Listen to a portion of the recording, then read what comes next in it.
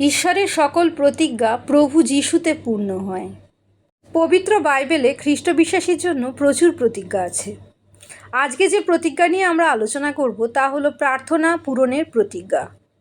পবিত্র বাইবেল যোহন লিখিত সুসমাচার 15 অধ্যায় 7 পদে প্রভু যিশু বলেন, তোমরা যদি আমাতে থাকো এবং আমার বাক্য যদি তোমাদিগতে থাকে, তবে তোমাদের যাহা ইচ্ছা হয় যাচনা করিও, তোমাদের জন্য তাহা করা যাইবে।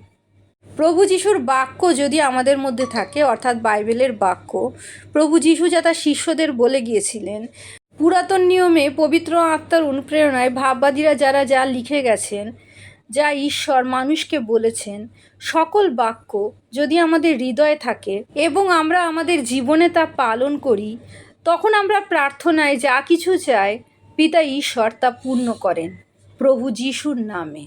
যেমন বাক্য বলে, কারণ ঈশ্বরের যত প্রতিজ্ঞা তাহাতেই, অর্থাৎ প্রভু যিশুতেই সে সকলের হা হয়, তাহার দ্বারা আমেনও হয়, যেন আমাদের দ্বারা ঈশ্বরের গৌরব হয়।